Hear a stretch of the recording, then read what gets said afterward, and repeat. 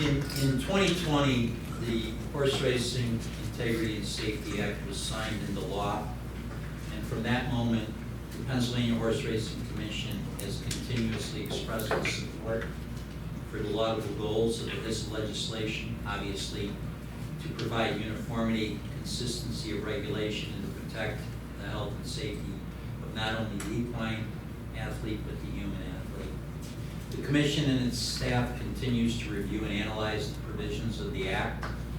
We continue to work diligently with our side, sister racing commissions, and representatives of the Horse Racing Integrity and Safety Authority to cooperate with each other to reach mutual goals.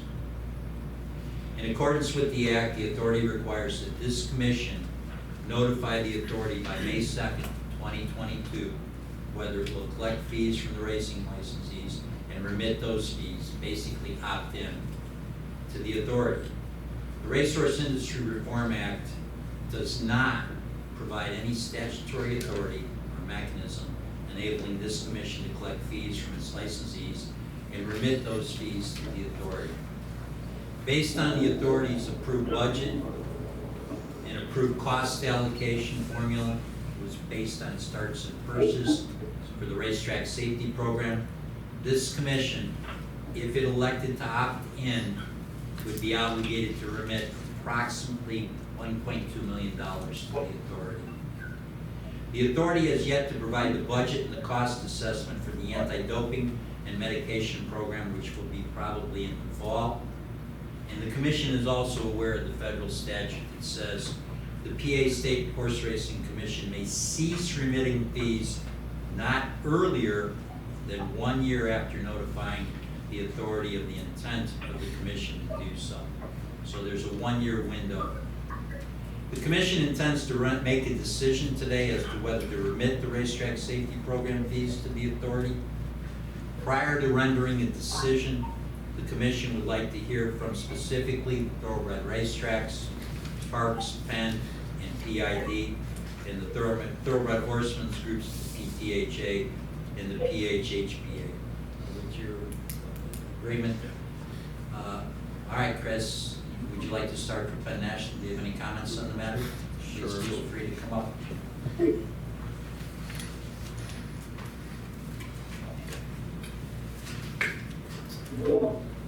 Chris Mackerlane, Penn National. Chris Mackerlane, Penn National Gaming, representing Penn National Racehorse. We've been engaged with HISA and the organization for several months, and probably every day this past 3 weeks we've been on calls and meetings with them. So we're fairly attuned to what's going on. We're involved in 5 jurisdictions that have this requirement coming down, and racing commissions making similar decisions. We understand the commission's situation in regards to the assessments, and obviously the law is the law. You may or may not be aware, if the commission does not collect the assessment, the responsibility for payment of the assessment goes to the racetracks. I believe our particular assessment for this is about $250,000 for the next 6 months. That assessment can be shared with other quote-unquote covered interests, which include horsemen, veterinarians, breeders, other individuals in the Act. We have to submit a proposal to HISA in regards to how that can be allocated to those groups and approved by HISA. We will most definitely be looking to do that, although we have no formula or numbers at this point. The racetracks will also be assessed costs for compliance of meeting the particular standards under the Act for accreditation. That will be over about a 1 year process, which could require physical improvements or requirements. It could require personnel changes or incremental personnel to be hired to fulfill the obligations of the Act. So the racetracks are in for more than just the assessment that you've seen or that you're going to be voting on from that standpoint. We would certainly hope that the commission beyond today can look at ways that future assessments can be either shared or absorbed within the commission budgets. We're finding ways that the entire industry can participate in the sharing of those costs. Tom, I don't know, are you also going to bring up the voluntary agreement? The matter on the agenda today, Chris, is strictly the assessment process. The voluntary agreement will be handled at a later date. Okay. My only last comment, as I said, the racetracks are subject to not only the fees of the assessment, but if the commission in a future meeting makes a decision not to do a voluntary agreement with HISA to allow personnel to enforce the HISA rules and regulations, that responsibility and cost is pushed down to the racetracks as well, which we again think A, is unfair, B, puts an undue burden on the racetracks, and from a personnel point of view, puts unrealistic expectations and requirements on the racetracks as well. So, as Tom said, conceptually, we are for everything that HISA is trying to accomplish, whether it's uniform drug testing, higher compliance in terms of safety requirements for the racetracks, for equine safety, for human safety. I think, we've been participating with the commission actively in your efforts to improve those areas as well, and I think we've made very good faith efforts to make those improvements and the recommendations and implementing them. But we are very concerned about the impacts that HISA has from a financial point of view and from an operational point of view. We think it's going to make thoroughbred horse racing in the state much more difficult to operate and to ensure that it can continue in its current form. So we are asking the commission to seriously look at ways that they can collaborate and cooperate with the racetracks and the industry in trying to absorb not only some of the financial costs, but the operational and logistical costs as well. Thank you. Thank you. Can I ask you a question? I'm going to ask this of every operator, but I can't say you're not the only person I'm thinking. You mentioned things are obligations beyond the collection of the fees. Since you brought that up, you're also aware of the registration requirement that takes effect July 1. Mm-hmm. Have you had thoughts about how you're going to address that task and the fact that it's going to be difficult for people to get access, language issues, how we thought about addressing that issue? Well, from a, you're bringing up that there's a definition in the law about covered persons. So whether it's racetrack as a covered person, whether it's owner, trainer, jockey, groom, veterinarian, breeder, all of them have to register with HISA. I believe they have to go online and register. The racetracks will register in terms of, it's not the racetrack's requirement or responsibility to do anything for the other individuals. It's probably not the commission's responsibility. No, it's the individual's responsibility to do so. Now, again, we've had numerous calls with and discussions with HISA, operational team, if you want to call it. They are still trying to figure out how things are supposed to work, to be honest with you. In terms of, if a person isn't registered as of July 1st, will that person not be able to participate in racing? Probably not, but they're not going to be able to not register, or at some point they will be not permitted to race at a racetrack. Even if they have a racing commission license, because they're not registered at some point. Some of those will be your employees. We whatever is responsible on our side, we will handle, and we will make sure that we are in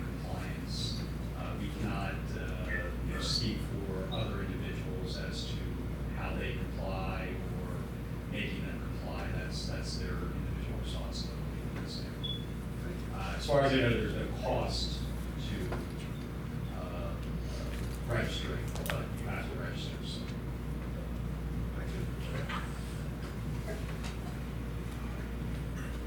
Yeah, and again, I'm sorry, just to keep reminding you to put your phone on mute, please. Do we know who that is? It's both Larky and Jones. I want to call or something. Will we mute them?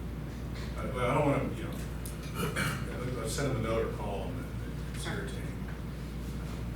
Okay, thanks. Next up, Joe Wilson, are you on the phone? I am. Thanks, Tom. Joe Wilson, W-I-L-S-O-N. Chris pretty much covered just about everything. Obviously, we're very concerned with this, and I think everybody is supportive of the initiative to make everything safer and more integrity and everything else. While Penn's portion of this initial assessment is approximately $250,000, Parks is $700,000. So it's not a small number; it's a big number. There's a much larger number coming January 1st, 2023, when they take over the drug testing. So everything's moving very fast right now. As Chris said, there's been conversations over the months, but now it's reaching the final stretch, and things are happening very quickly. HISA obviously is trying to get all the racing commissions on board. I understand that today is to only address the assessment, but obviously the voluntary agreement, as Chris pointed out, if the commission did opt out of the voluntary agreement, not only would that burden be put on the racetracks, as far as personnel and everything else, these personnel don't exist. We all know currently today how hard it is to get veterinarians and other employees as well. So, I just urge the commission to work the best they can with HISA, and that we don't see an interruption of racing. Let's put it that way. We have costs. We are NTRA accredited. So, a lot of the stuff, probably 90% of what's in these rules, we've already implemented. And there's a cost to that. And then now we're going to get another cost on top of that. So, again, it's changing daily on how much more information we get.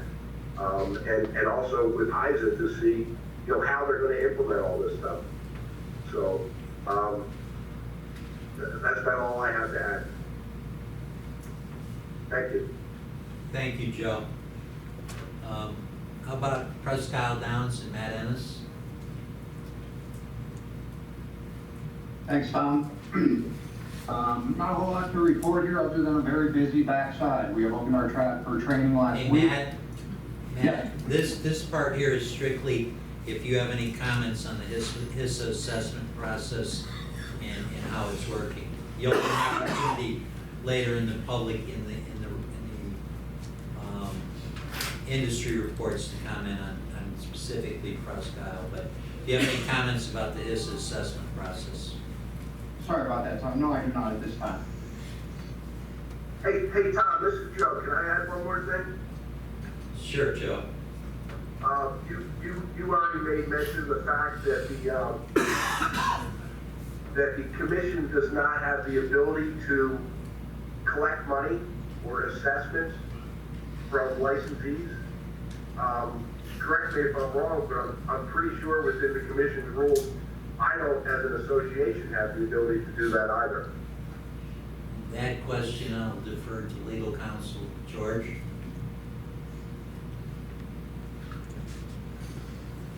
Mr. Wilson's asking if the commission can charge the racetracks? No, he's asking Is that what you're asking? he's asking if the tracks have the ability to assess fees to the covered persons. From my interpretation of our act, there is no provision for the racetracks to be able to assess those fees. But then again, the statute is established for the commission as the statutory and regulatory authority. It probably would not have those type of provisions. Obviously, the only permitted fees allowed by the commission are licensing fees, not any other type of fees. So, that answer your question? So you agree that the racetrack does not have the ability under the commission rules to collect these fees either? That's correct.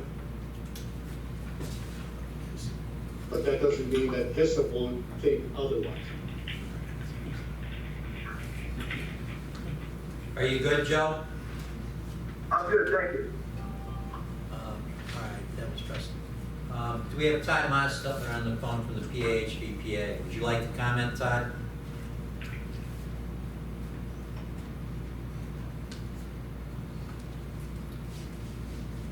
Todd, are you there? If he jumps on, I'll come back. Jeff Matty, are you on from PTHA? I'm here, Tom. Do you have any comments on this matter? The only comment I would say, it was addressed briefly earlier, would be the logistics of this. I have many horsemen that specifically come into my office just to help them send emails and such. So if there's not a batch way we could do this, I just think the logistics of this by July 1st are sort of, unattainable.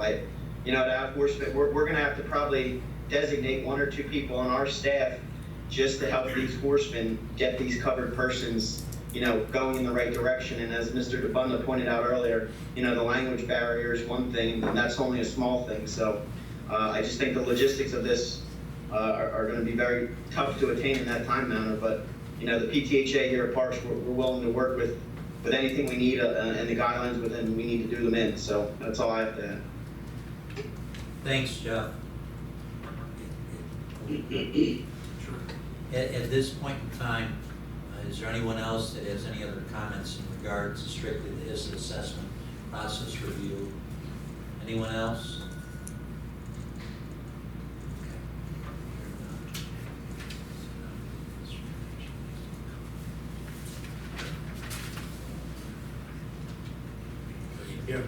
Tom, thank you. Right, the next motion is to approve the commission's determination regarding the HISA assessment process, Mr. Chairman. Okay, thank you.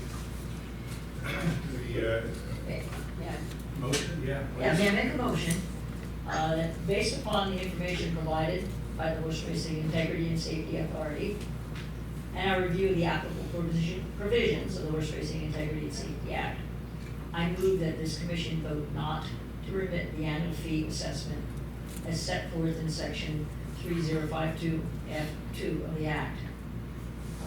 I'm going to support this motion. I recommend my fellow commissioners support it too. But I also want to make it clear that I applaud and support the goals of the Act. Sweetie, thank you. Motion, do we have a second to the motion? Commissioner. Dr. Egloff, is that you? Yes. Okay. Yes. All right, thank you. So the motion, second discussion of the motion. Discussion? Mr. Chairman, I'd like to say, first of all, I support the purposes of the HISA Act, but unlike Commissioner, I believe that we need to vote no, not to remit the annual fee until we have more information and know what's going on. I want to make it clear that I, as a commissioner, support that goal. I also want to thank the staff for all of the effort they put in over the last few months, attending and gathering the information that we've been given. I don't think we've been better informed about a matter since I've been on this commission. So I want to thank the staff and everyone else involved for the information that they've given us. There isn't a lot of information that we've gotten, but what we've gotten is because of that. And I'd like to thank them for that. Very good, thank you. Other comments from the commission?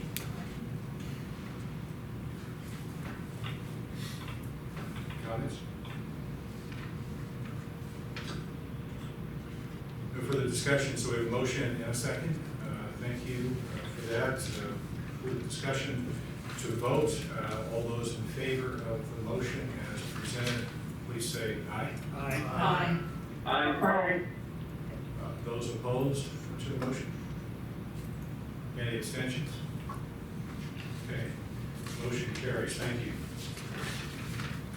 I just want to reiterate a few things today, and again, I want to second the comments about staff and legal and the whole network of folks who've been involved in this conversation. We feel like within daily updates, but still a delta between sort of what the act is requiring and what the authority is presenting, right? And it's left us with some concerns here, as we've heard, and certainly they've been echoed by tracks today. We acknowledge that there's still a significant level of uncertainty, even with this action, particularly the voluntary agreement. But want to, just to reiterate a few points on why the commission voted not to remit the fees. First, as you've heard, the commission does not have the authority, statutory authority under the Pennsylvania Racing Act to impose or assess fees upon the licensees. As previously stated by several, the Pennsylvania State Racing Commission supports the articulated goals of HISA. However, given the lack of substantial detail in the authority's approved budget, the lack of auditing provisions, and the uncertainty of the authority's budget, and yet to be determined assessments for the anti-doping medication program. As the established state authority, regulatory authority, and the steward of Pennsylvania citizens' tax dollars, we could not agree to remit those fees. Having said that, as it has been the practice for the past 64 years through its predecessor board of commissions, this present-day commission will continue to discharge its statutory mandate to regulate, to oversee, to protect the health and safety of the racing participants, both human and equine, and to vigorously protect the integrity of Pennsylvania racing. So with that, we have motion voted. We will stay informed, right? The staff will continue to do what they do. But it is our hope that we get some further guidance and direction from the authority for both the commission's benefit, as we've heard today, for the industry's benefit. So the sooner that comes, we've been saying it since the day the act was passed, the sooner the better. So with that, stay tuned. Thank you all for your comments and work.